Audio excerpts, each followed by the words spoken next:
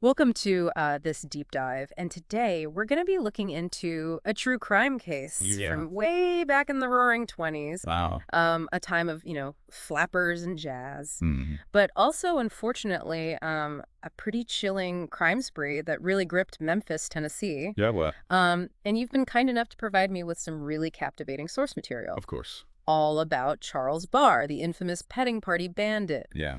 And so today I'm hoping we can maybe unravel a little bit of the mystery surrounding his crimes and really try to dig into who he was, what he did, and ultimately how he was caught. Yeah, absolutely.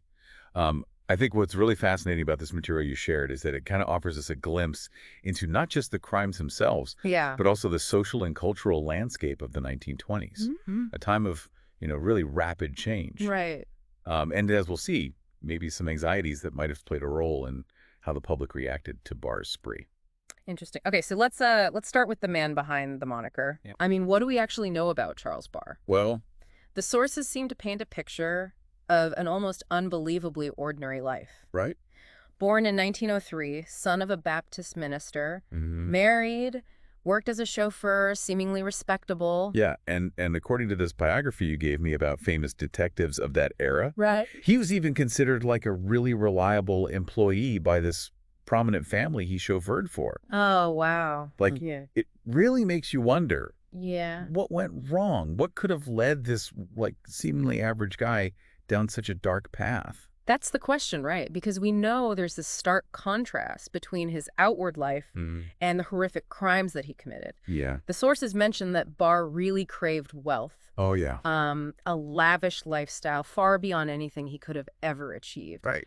Do we think this unfulfilled desire could be the key to understanding his transformation into the petting party bandit? I think it's a huge factor. Yeah. Several of these newspaper clippings that you included really highlight this fascination he had Oh, wow. with, like, stories about wealthy criminals who seem to escape justice. Oh, interesting. And it makes me wonder if maybe this fueled his ambition or or even gave him like a really warped sense of entitlement. Wow. Mm. Okay, so we have this seemingly ordinary guy with an apparent obsession with wealth. Mm-hmm. How does this connect to the terrifying attacks on lovers' lanes in Memphis? Yeah. Um, Yeah. can you maybe set the scene for us? Sure. What were these lovers' lanes like back then? So imagine this. It's the 1920s. Okay. Cars are still a novelty for Right. a lot of people. Yeah. Making secluded dirt roads outside of the city, Okay. what were known as lovers' lanes, Right. even more isolated and private. I see.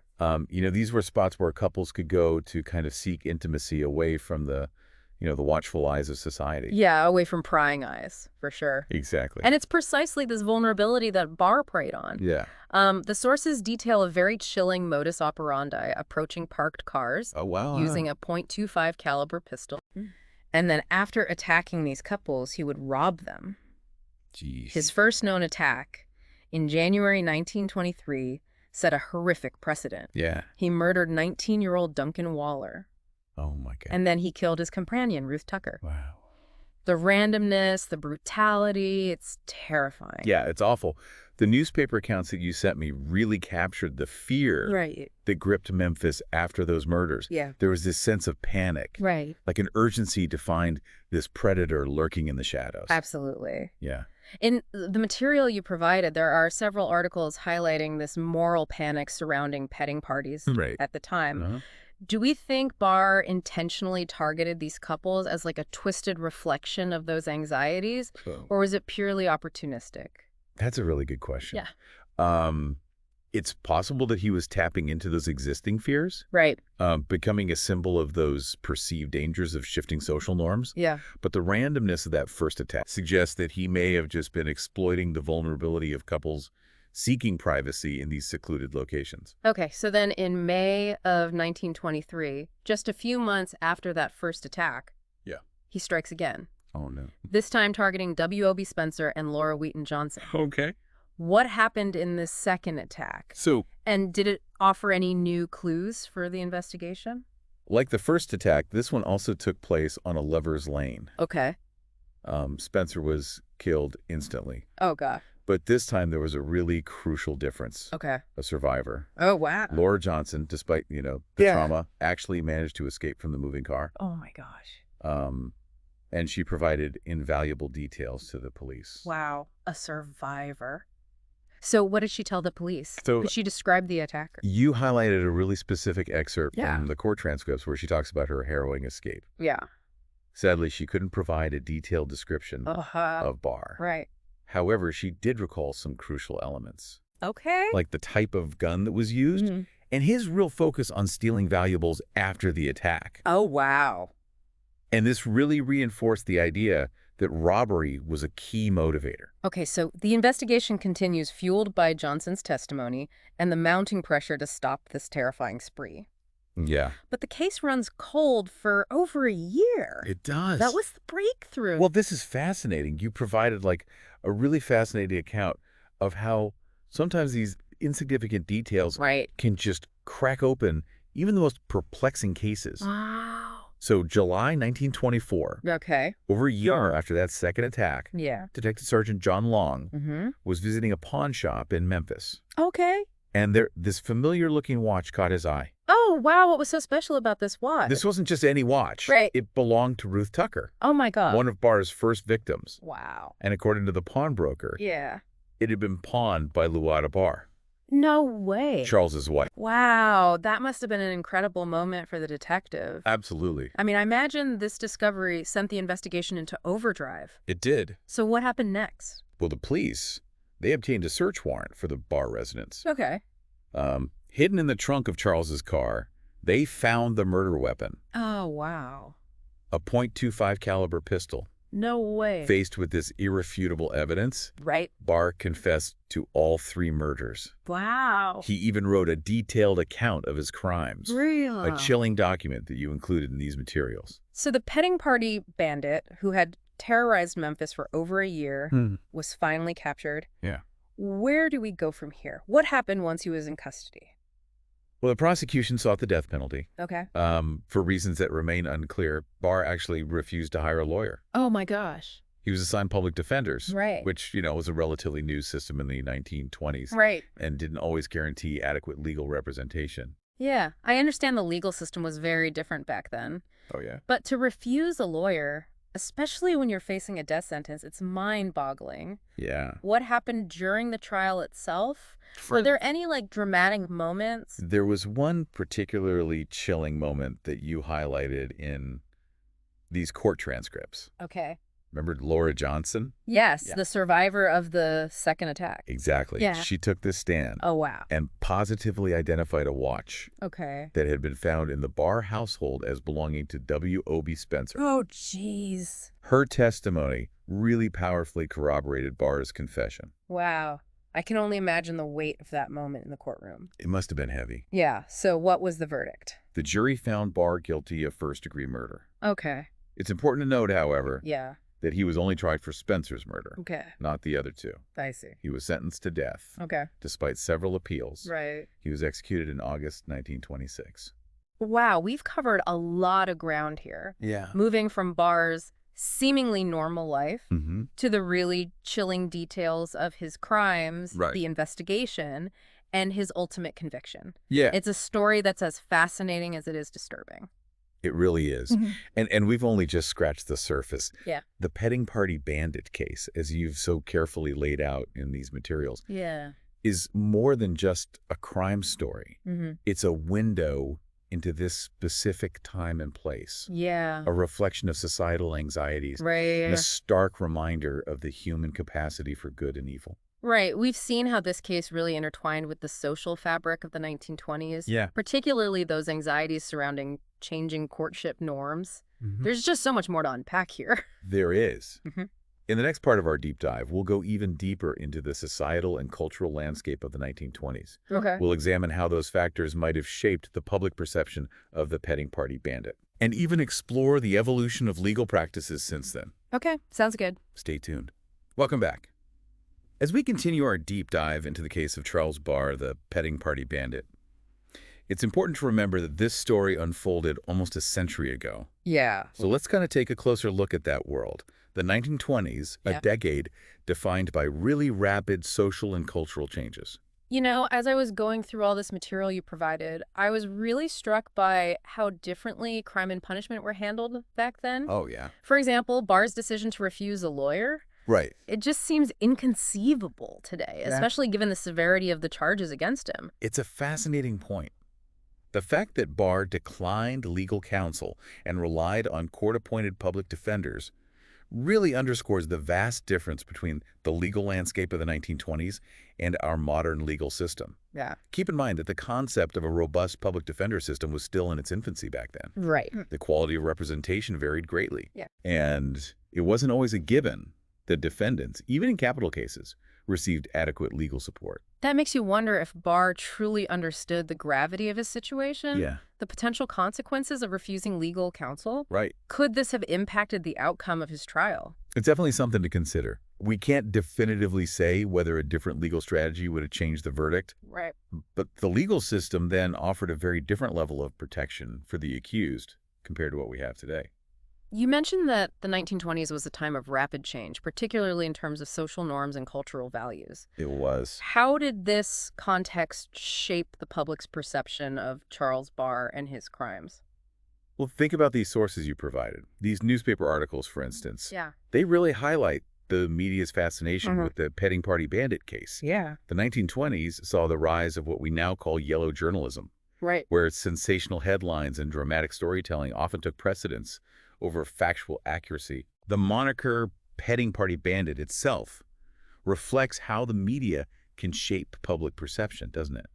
It's definitely a catchy name, one that instantly grabs attention. Yeah. But as you said, it also suggests a certain premeditation, Yeah. even a perverse romanticization of the crimes, which is incredibly disturbing. Exactly. And while we can't definitively say how much this media coverage influenced the legal proceedings, Right. it undoubtedly played a role in shaping the public's understanding of the case. Yeah. It created this climate of fear Yeah. and placed immense pressure on law enforcement to apprehend the culprit quickly. It's fascinating to see how this one case, this Yeah. one man, Right. becomes intertwined with so many larger historical and societal forces. Mm-hmm. It's not just about the crimes themselves, Right. but also how those crimes are perceived and processed by the public, the media, and the legal system. Absolutely. Yeah. It makes you think, doesn't it? Yeah. How might things have been different Right. if this case had unfolded in our modern world with 247 news cycles, social media commentary, and a more sophisticated understanding of criminal psychology? It's a compelling thought. Would Barr's crimes have generated the same level of fear and fascination? Yeah. Would the public discourse have been different? Right. It's hard to say for sure. Perhaps. But let's shift gears for a moment Okay. and delve into something that has intrigued me as I've reviewed these sources. Yeah. Barr's choice of victims and his modus operandi. Okay. Why target couples in lovers' lanes specifically? Right. What do you think, based on what you've read? I have to admit it's a question that's been on my mind as well. Yeah. It seems like more than just a practical choice, targeting couples in secluded spots for robbery. Right. There's a chilling cruelty to it, Yeah. an intentional violation of intimacy and trust. It's a good point. These lovers' lanes, as we discussed earlier, Right. were spaces where couples sought privacy and connection, away from societal pressures and expectations. Yeah. And as you've highlighted in several articles from the time, Right. there was considerable societal anxiety about changing courtship norms. Yeah. A rise of so-called petting parties and what it meant for traditional values. So is it possible that Barr's crimes committed in these specific locations Yes. were a twisted reflection of those anxieties? Was he, in a sense, acting out a societal fear, Right. punishing those who dared to embrace those changing norms? It's certainly a possibility worth considering. Yeah. But we also have to acknowledge that the historical record doesn't offer definitive answers. Right. We're left with these intriguing Yeah. and often unsettling questions about human motivation and the complex interplay between individual actions and broader societal trends. Right. And while we may never have a complete psychological profile of Charles Barr, Yeah. the fact that these questions linger, Mhm. that we're still trying to decipher his motivations almost a century later, Right. is part of what makes this case so compelling. Absolutely. And the material you've provided, with its mix of factual accounts and contemporary interpretations, offers a rich tapestry for exploration. Yeah. It reminds us that history is never truly black and white, Right. and even the most seemingly straightforward cases can reveal unexpected layers of complexity. Okay, so we've examined the social and cultural context of the 1920s, Yeah, how it shaped public perception of the case, right. and even explored potential connections between Barr's crimes and the anxieties of the time. What else can we glean from this deep dive into the past? We've touched on the media's role in shaping public opinion, Yeah. but I think it's worth circling back to that, Mhm. especially in light of some of the more sensational headlines and articles you've shared. Yeah. What struck you about the media coverage? Did you find it to be fair and balanced, Right. or did it lean into a particular narrative? I definitely noticed a tendency towards sensationalism, Yeah. a focus on the more lurid details of the crimes. Mhm. The Petting Party Bandit moniker itself, as we discussed, contributes to that. Yeah. It's as if the media needed a catchy label, Right. a shorthand way to encapsulate the fear and fascination surrounding the case. You're absolutely right. And those sensationalized accounts often overshadow the human cost of these crimes. Yeah. While the fear and panic are understandable, Right. it's important to remember the victims and their families who were left to deal with the devastating consequences of Barr's actions. It's a sobering thought, and it makes me wonder, what happened to Memphis after Barr's execution? Oh. Did the city find peace, or did the scars of his crimes linger? Well, the immediate reaction, according to the newspaper accounts you've provided, Right. was one of relief. Yeah. The Petting Party Bandit was no longer a threat, Right. and people could once again venture into those lovers' lanes without fear. Yeah. But of course, the trauma endured by the victims and their loved ones, Right. that doesn't simply vanish. Yeah. Their stories serve as a poignant reminder of the enduring impact of such violence. It's a reminder that behind the sensational headlines and the historical accounts, Yeah. there are real people whose lives were irrevocably changed by these events. Exactly. And I think it speaks to a broader truth about our fascination with true crime. Yeah. We're drawn to the mystery, Right. the puzzle of trying to understand the criminal mind. But it's crucial to remember the human element, Yeah. the victims and their families, who often bear the heaviest burden. So we've explored the social and cultural landscape of the 1920s, We have. delved into the media's role in shaping public perception, and acknowledged the human cost of Barr's crimes. Yeah. What else can we learn from this deep dive into the past? Well, we focused primarily on the events leading up to Barr's capture and execution. Right. But there's another intriguing aspect of this case worth exploring. Okay. The aftermath. Yeah. What happened after the dust settled? Were there lingering questions, alternative theories, or perhaps even efforts to understand how something like this could have happened in the first place? Those are fascinating questions. And as we move into the final part of our deep dive, Yeah. I'm eager to see what other insights we can glean from the material you've gathered. Welcome back to our deep dive into the case of Charles Barr, the Petting Party Bandit. We've walked through the chilling details of his crimes, explored the social context of the 1920s, and examined how those factors intertwined with his story. Now, as we wrap things up, let's shift our focus to the aftermath. What happened after the media frenzy died down, after Barr was executed, after Memphis tried to reclaim a sense of normalcy? The material you provided, particularly these newspaper clippings from the weeks and months following Barr's execution, paint a really interesting picture. Okay. There's a sense of relief, of course. The Petting Party Bandit was no longer a threat. But there are also lingering questions, whispers of doubt, and even attempts to kind of grapple with the larger implications of what had transpired. You mentioned whispers of doubt. Were there people who questioned whether Barr was truly guilty? Right. Or perhaps if he had acted alone? You highlighted a couple of opinion pieces and letters to the editor that express skepticism about the case. Okay. Some questioned the thoroughness of the investigation, Right. pointing to the fact that Barr was only tried for one of the 3 murders. Right. Others speculated that he might have been a scapegoat, Oh, wow. a convenient figure to blame for a series of crimes that had terrorized the city. It's fascinating how even after a conviction and execution, these alternative theories can persist. It is. Do you think there's any merit to these doubts? That's a good question. Yeah. Or are they more a reflection of the anxieties of the time, a need to find a more complex explanation for such horrific acts? It's just tough to say with certainty, Right. especially after so much time has passed Yeah, of course. without access to all the original case files and evidence. Right. It's impossible to definitively prove or disprove these theories.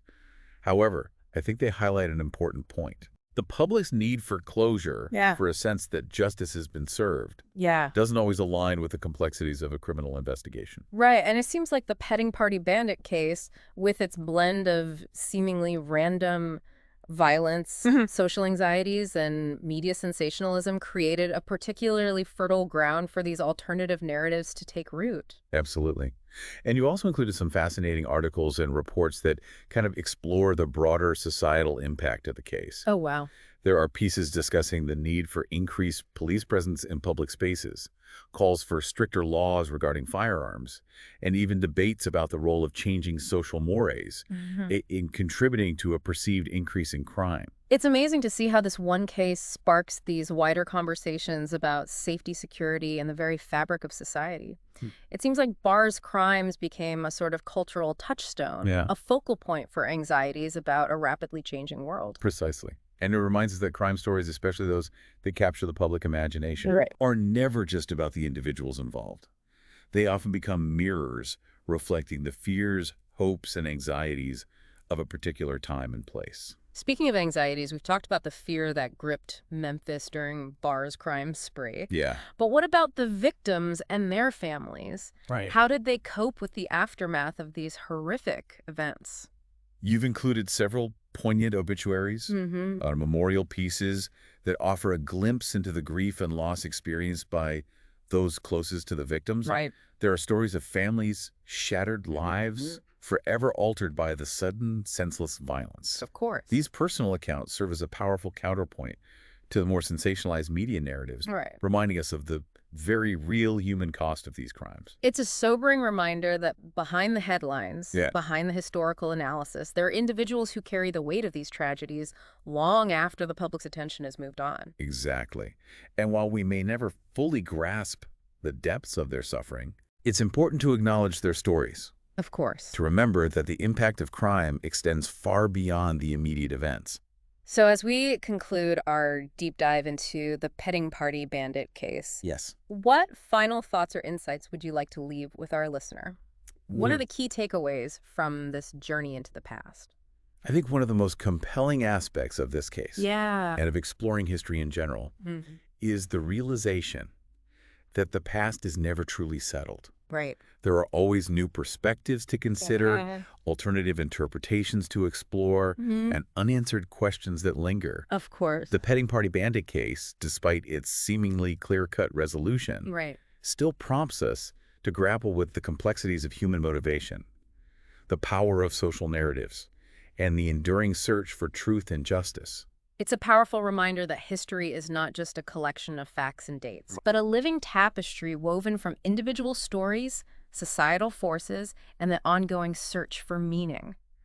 And sometimes the most compelling insights come not from finding definitive answers, but from embracing the ambiguity, Right. the mystery, and the enduring questions that these stories provoke. You know, as I think about all the material we've discussed, Yeah. there's one final thought-provoking detail that stands out. Okay. You highlighted a passage in one of the detective biographies mentioning that Barr, during his confession, expressed remorse, Right. but also this strange sense of detachment, Oh, wow. almost as if he couldn't fully comprehend the gravity of his actions. That's chilling. It makes you wonder, did Charles Barr ever truly understand the consequences of his choices? Yeah, The pain he inflicted? right? The lives he forever altered? It's a good question. Or was he, as you mentioned earlier, trapped in a narrative of his own making, Yeah, driven by forces he couldn't fully control or comprehend? perhaps we'll never know for sure. Yeah. But I think that lingering question, that glimpse into the enigmatic mind of a killer, Right. is precisely what keeps us engaged, keeps us seeking understanding, and ultimately reminds us of the profound mysteries that lie at the heart of the human experience. Well said. And on that note, we'll leave you with some final food for thought. Given the limited information we have about Barr's early life, is it possible that there were specific events or experiences that set him on this tragic path? Yeah. Or was he, as some have speculated, simply predisposed to darkness? All right. We encourage you to continue exploring, continue questioning, and perhaps even find your own answers within the rich tapestry of history. Until next time, keep seeking knowledge.